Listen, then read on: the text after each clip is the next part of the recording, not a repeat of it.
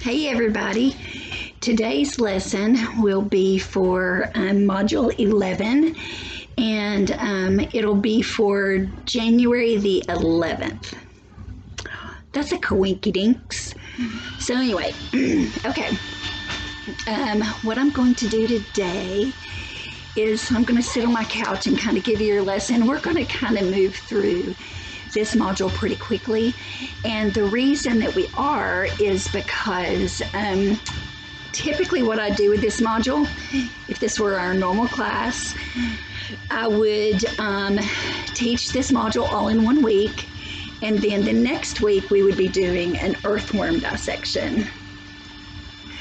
Actually, I think they're a lot of fun. They're a really good jumping off point for Biology 1. So what we're going to do today is I'm going to go over all the material in brief that you're going to need for your Module 11. There are going to be some things that we skip around in here, and the reason is because we would normally be working on the earthworm. So I'm going to give you details about each of these little systems, and we're going to work on it that way, okay? Hoping to keep this once again under an hour. We're just now going into a minute and a half. So here we go. Before we get started, make sure that your work is turned in from last week. Make sure that your work is turned in for Module 10. I need those on your own, and I need your test by today, the 11th, 5 o'clock. Now, this work that we're doing today will once again be due in a week. So this module needs to be read, and your work needs to be turned in by the 18th on your own and your test. And hallelujah, once again, your test is open book. I know. I just think that's such a good idea. So I would like for you to do that, because like I said, normally this incorporates a lab with it, but we're going to be doing our labs at a later time. We're going to do all of our labs together over a period of 2 to 3 weeks. So here we go. Let's start by opening to page, I've got it turned over. Let's start on page 329. Okay, I'm gonna sit back and get comfy on my comfy couch. And here we go. Today we are going over the first grouping in Kingdom Animalia. So like last time we talked about ecology, we've talked about DNA of all the living things. We've talked about, let me see, I'm flipping back. We've talked about things at the cellular level. We've talked about cellular reproduction. We have talked about the cells as a whole. We talked about chemistry. We've done blah, blah, blah, Kingdom Fungi, because he's a fun guy. We've talked about Kingdom Protista, Kingdom Monera. Let's take a lookie. There's Monera. And we have talked about the study of life, basically what biology is, and the classification system. So now we're into Module 11. That means after this module, we've only got 5 more modules to go, and we are done. So here we go. In Kingdom Animalia, there are over 20 phyla. That's a lot. That's a lot. Now, Kingdom Animalia is often split up from invertebrates, things that have a backbone, or vertebrates, things that have a backbone, and invertebrates. Invertebrates means that they don't have a backbone, so their body structure is put together in a different way. So today, specifically, we're going to talk about invertebrates, things that do not have a backbone. I'm looking through here. I kind of made notes on what's important to cover and what's not important to cover. When looking at organisms, we have to find out if they can be split in half and what that looks like. Okay, so right now let's look at my face. I gotta look at my face too. If somebody had a big old dough cutter or a big old samurai sword and was really mad at me and wanted to slice me in half, okay, if I slice me this way, you will see that I am symmetric. Now, actually, I'm not very symmetric. You may see one of the things that gets me every time. Look at my eyes. This eye is much smaller than this eye. I tend to like put a little bit more makeup on this side and kind of feel it out. But when you look at it, it's not symmetric. I had Botox on this side well, it's always been a little smaller, but I had Botox on the side of my face for migraines, and it paralyzed this little area right here. So see, when I lift my eyebrows, I can't lift it all the way. I look crazy. So my eye is not the same size. You can see I'm not symmetric. I don't have perfect symmetry. But when you're talking about looking at organisms and seeing how they're developed and how they're made, you're going to look at that. You're going to see that if somebody got really mad and cut me with a samurai sword, it could happen. My son's over there. He's not listening to me, but he has a samurai sword, and I get the feeling he could do it to me sometimes. So anyway, I have another child back there and a dog right there. If you hear me fussing at them, just forgive me. I don't like these people. Got another one running the vacuum cleaner downstairs, which is probably a good thing. They probably need to be doing that, but anyway. Samurai sword, cut me down the middle. On this side, you're going to have an eye and an eye. Hair, hair. Ear, ear. Half a nose, half a nose. A big tooth, a smaller tooth, canine tooth. I don't even know the teeth. Don't give me that. I don't know teeth. Cut me down the middle. I'm going to have one part of a chest, one part of another chest. Keep going. One arm, one shoulder, one shoulder. Do you get the point? If you cut me down the middle, I'm symmetric. Okay, so turn to Pajay. 330, and you're going to see this dude here standing there in his blue drawers. And you are going to see that he is symmetric. See how I talked about cutting down the middle with a samurai sword? His right side and left side are essentially identical, but we can't tell from this picture if he has a lazy eye or not. So there's other kinds of symmetry that we have, okay?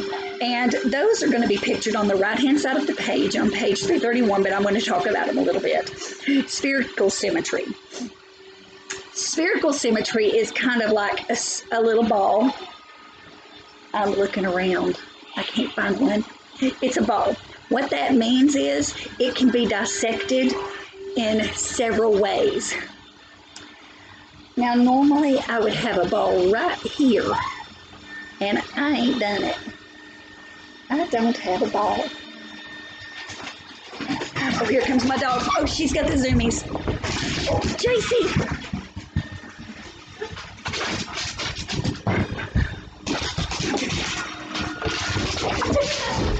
Y'all watch her.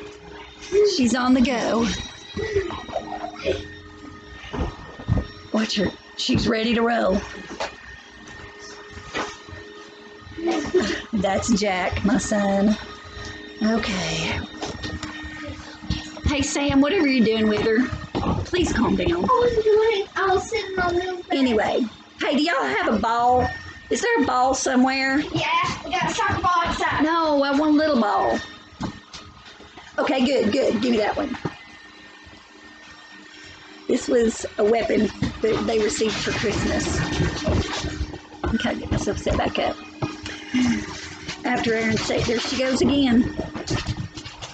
That dog's running 100 miles an hour. Okay, so here is my ball. This ball, if I cut it in half, it would be equal on both sides. If I cut it this way, it would be equal on both sides.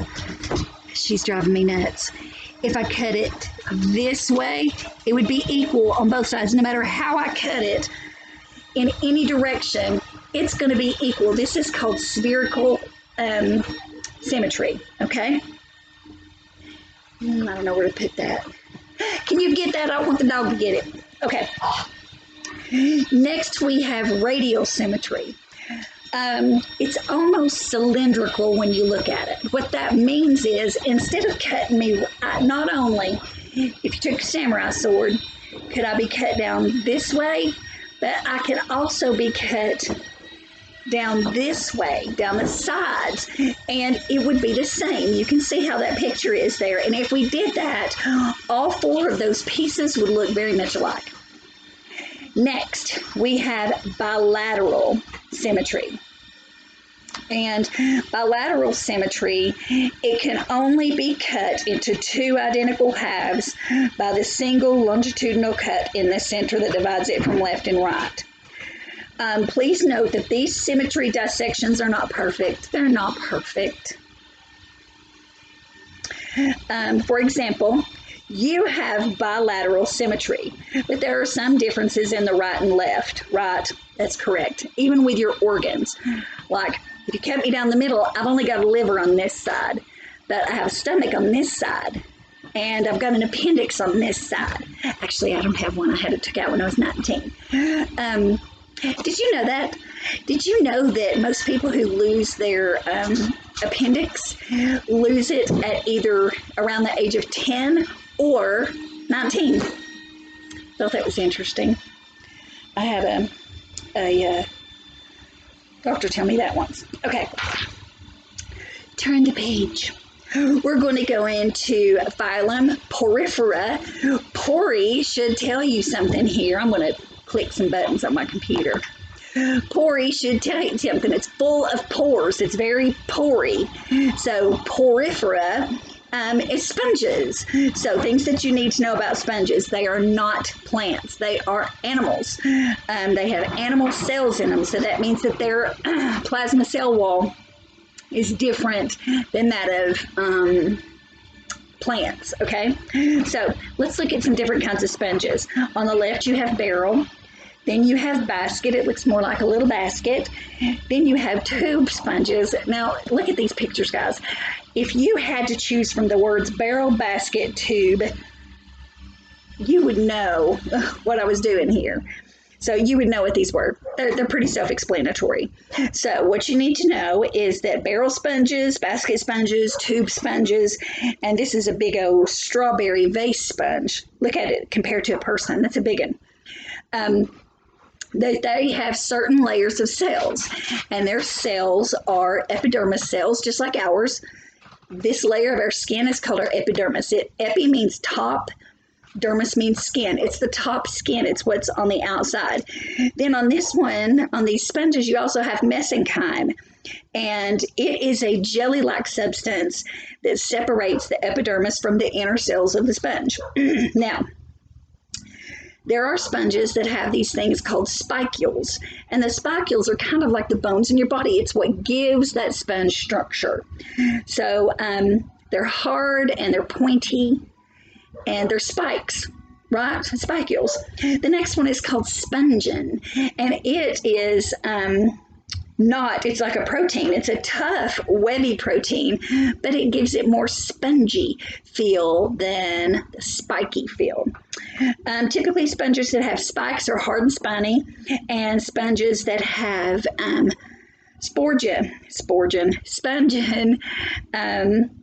are soft. How cool is that? Now, what kind do you take a bath with? Both. Most of the sponges that you would take a bath with are synthetic, meaning some dude made them, okay?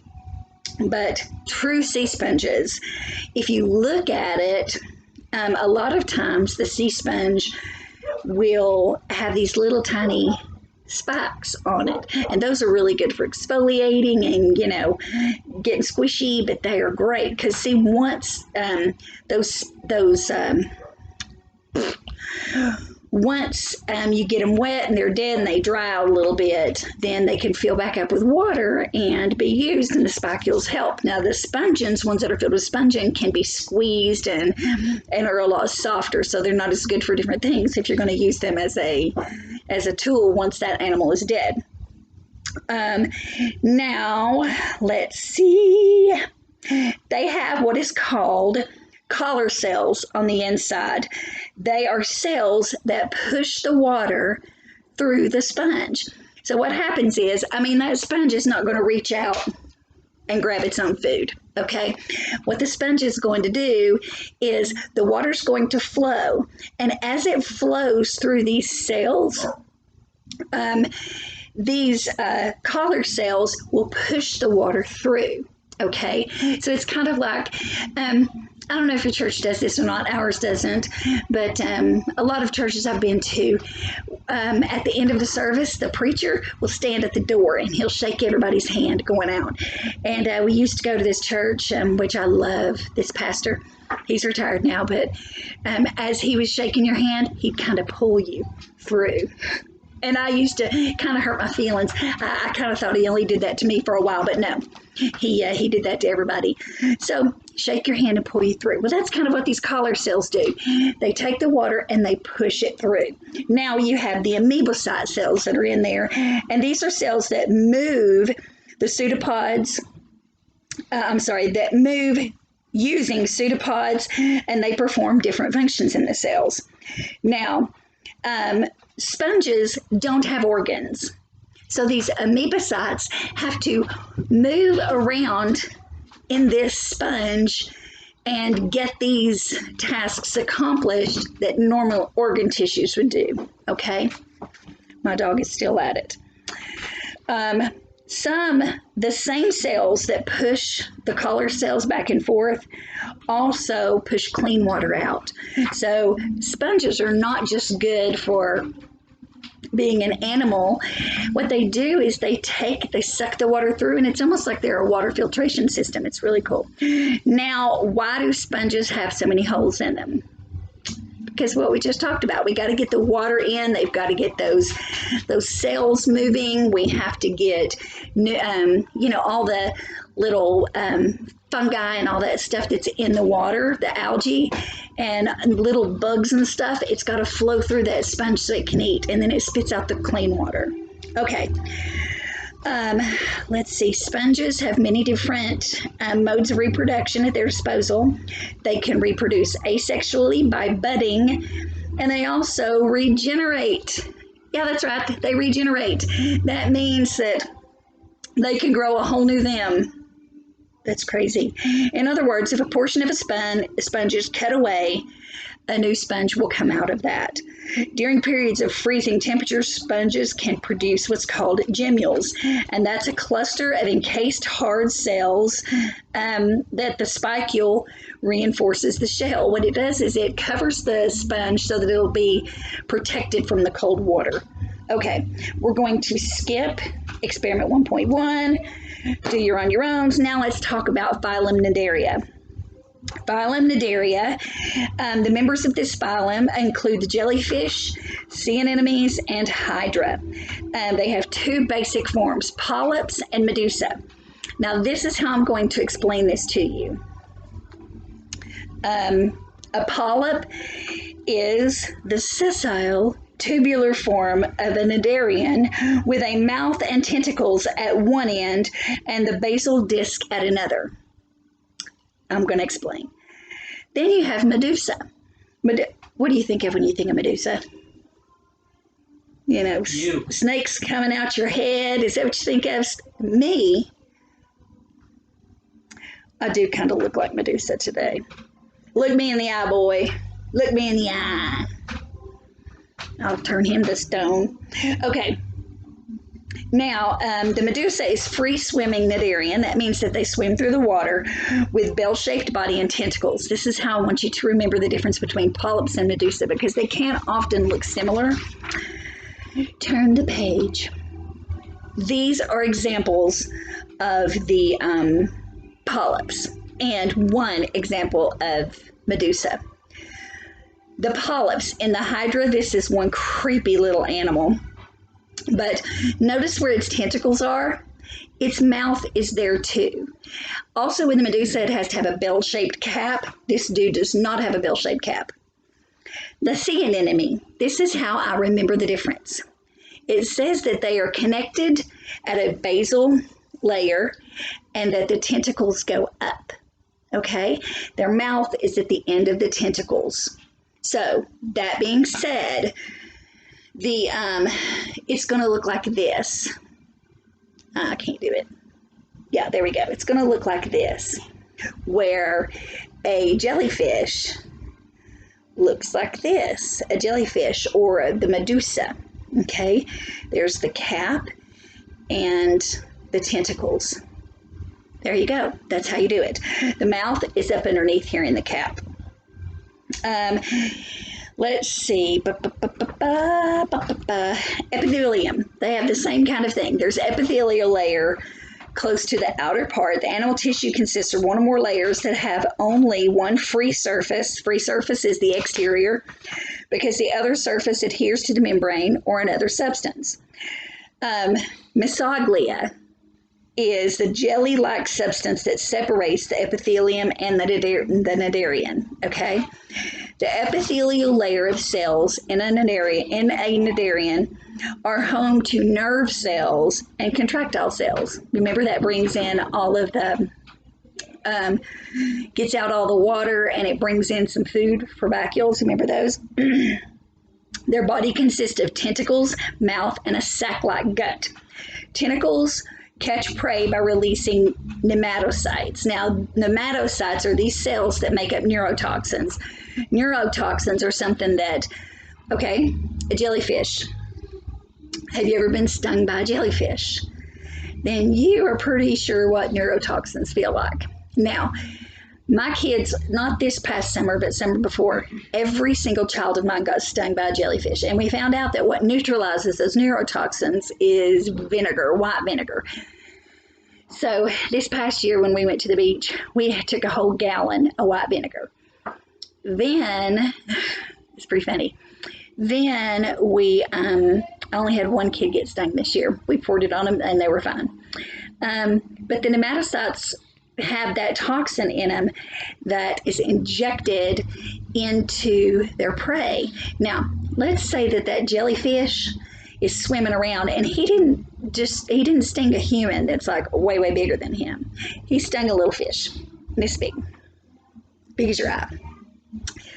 That will paralyze and stop the nerve function of that little fish, and he can eat him, okay? So that's pretty cool. Now let me tell you, it will ward off those predators for sure. Now let's look on page 337 and 338 at a hydra. That's that ugly thing over on figure 11.4. Hate me a hydra. He is ugly. Now we're going to look at him a little bit more in detail. I'm not going to go in great detail about it. Just notice on the left-hand side it shows a picture of its mouth. It has neurotoxins in those little tentacles up there. And once the prey is immobile, it's sucked into his mouth. And those little triggers there on the little circle that it's to the side of the picture here, it's like the trigger pulls it to him. So those neurotoxins will take the little fish or whatever, sting it, make it immobile, and bring it in, and he can eat it, okay? Now, also look down here, something interesting about this hydra is that she has both ovaries and testes, so it can asexually reproduce. How to reproduce both sexually and asexually? The asexual method is by budding, and that is what happens here. The bud starts in a small bump on the side of the hydra. It grows tentacles and elongates until it actually looks like a miniature hydra.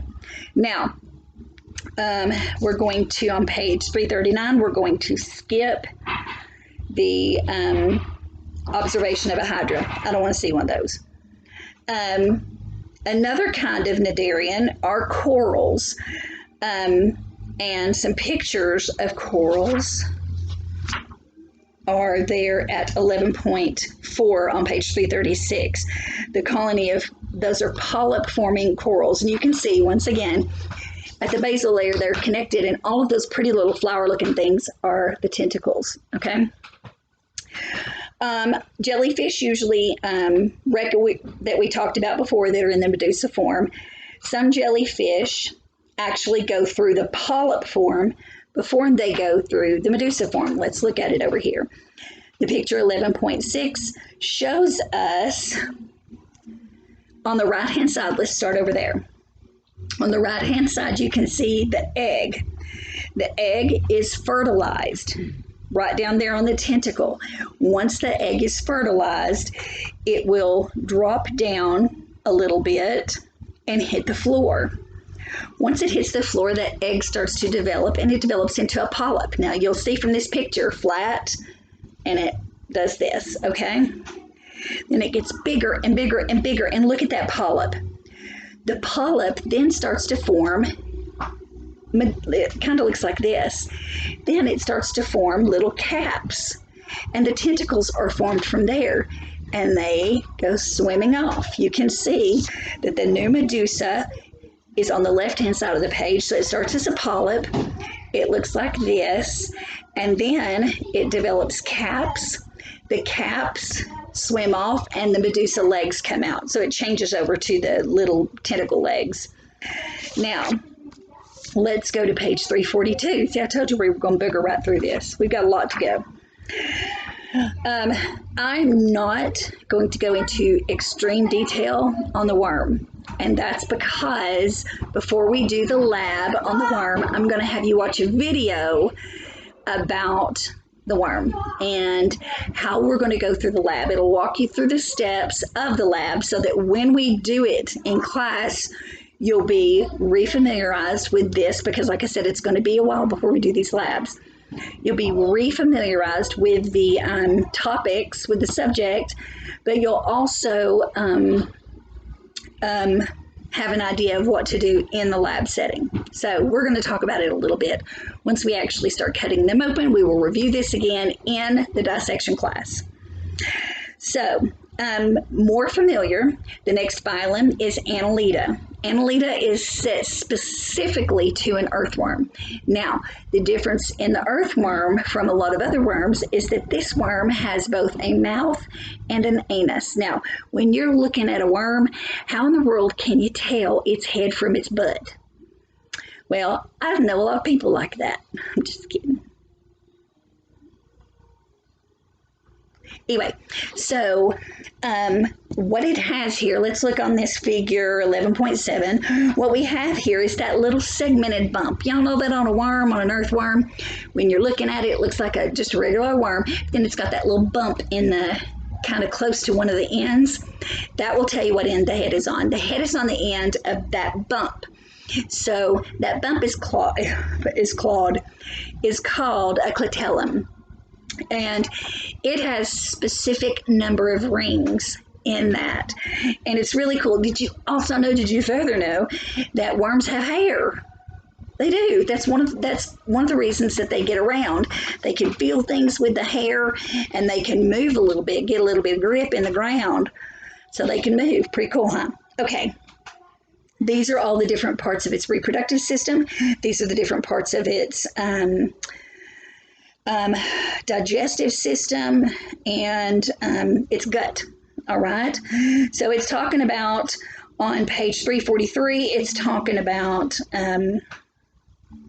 in order to know how to deal with its reproduction, you have to know its head from its tail. Okay. So we're going to talk about the anterior and posterior end. We'll do that more in dissection, but the anterior end is the one of the head. The posterior is your deterior. It means your butt. Okay, so let me looky here. Go ahead and read this material, and like I said, we'll go over it in a little bit more detail whenever we do our dissection, but read this material as part of this, okay? The next part, it talks about the circulatory system of the earthworm, and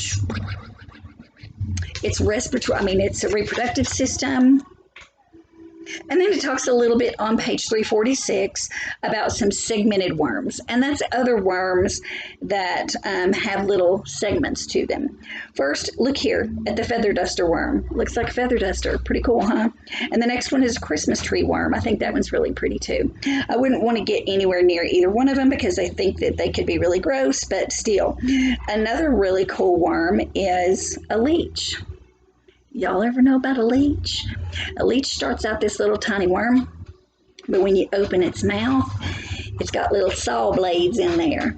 And those little saw blades do this and get attached to you. And once it gets attached below the capillary level, it starts sucking blood. And what starts out this big as a little tiny leech can get really big and really fat, full of blood. Now, I have, you hear about leeches being in lakes and all that good stuff. That's fine. They are. Freshwater, that's where they are. Ponds, stagnant creeks, things like that. But here's what's really kind of cool. When I worked in the hospital, we used leeches as medicine. And they've done this for thousands of years. What they do is they would take this leech that sucks the blood and they would attach it to a festered or an infected wound. And they would put the leech on there, it would do its thing, and it would start sucking out the infection. Well, once it sucked out the infection, it's easier to treat and it's easier to heal.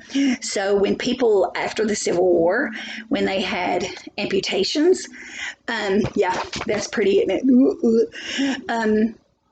Watch it. That'll be the little picture it captures and put on YouTube. So anyway, once they cut their arm off, what they would end up doing is putting a leech on there to suck out all the extra fluid. Where like now they put drains in to drain off all the extra fluid. They would put a leech on there, throw it on, and just throw it away. So that's really cool. But we've started using them again. It's not standard care, but for infections that they just can't get rid of, those are excellent. On page 347, you're going to start looking into your dissection. And you can do that. Let's see. Let's skip over. Hang on. Let me look here. Okay, real quick, we're going to talk about phylum. That's on page 350. Platy. Let's work this out. Platyhelminths. Helminths. So, platyhelminths. And it's called the planarian. Okay, that's the only thing that's in there. Although members of the phylum Annelida are worms, with which you are most familiar, there are other kind of worms that are just too different to be continued in the same phylum. The member of Platyhelminthes, I should have done that, are more commonly called flatworms. Well, then why didn't they just call them flatworms? Seriously. They live in fresh water and swim freely, and there are many other flatworms that live in marine water as well. Planarians sexually reproduce, just like earthworms, and one interesting way that planarians can be asexually reproduced is by regeneration, and we talked about that before. It's the ability to grow back missing body parts. Okay, if I got my arm cut off in the Civil War, then I could not regrow an arm, but they can. It's kind of cool. In order to asexually reproduce, a planarian simply tears itself in half and its body reproduces. That's insane. Sounds a little painful. Let's see. Other members are tapeworms and flukes. We don't have to really worry about those, okay? Now we have phylum Nematoda. Members of Nematoda, often called roundworms, are tiny cylindrical worms that possess bilateral symmetry. They look like little tiny pieces of rice, and you can often find these in your dog's poop. So you can know a lot of times they'll live in the gut of animals, and they're like parasites. They're pretty much everywhere that creation is. You find them in dirt, in the snow, in the heat of the hot springs, and on really hot, high pressure environment of the hypothermal vents in the bottom of the ocean. How cool is that? They're everywhere is what we're saying. One of my children is calling me on the phone and I ain't answering. But my son sure is. Okay. These phylum, like I said before, are parasitic. What? You have a doctor appointment with Dr. Lee at 9:43 a.m. It was a robot.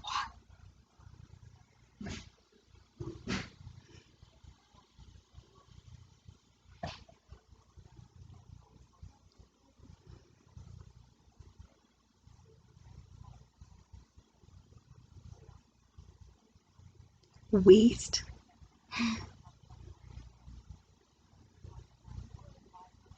Hang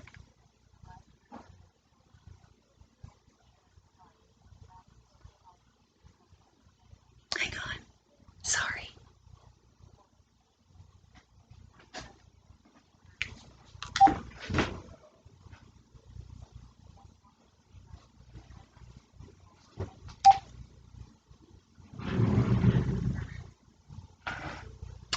Sorry. I have an appointment with a surgeon on Wednesday, and I had to, that may ring again, it may be one of your sisters.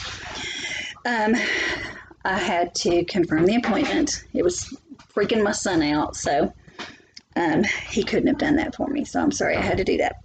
Okay, we are at 36 minutes, and we are almost, oh my gosh, we're almost done. We've only got 2 more pages left. So now, let's move on to phylum Muscula. Do y'all know what phylum Muscula is? It's a mollusk. A mollusk is a snail. Excuse me for the burp. Don't y'all love these virtual things? I mean, they just show the purdy in all of you. On that last video, I was sweating and it was hot and I was all over the place, and this time I just can't keep my hands out of my Medusa hair. My dog went crazy. My kids are falling, and I get a stinking phone call. But we're getting through it. Phylum Mollusca. That's snails. So these are snails, clams, oysters, and squid. Actually, I'm not really sure why squid. Oh, squid have that little, it's not like really like an octopus. It does have like a little shell around its body. That's pretty cool. Okay.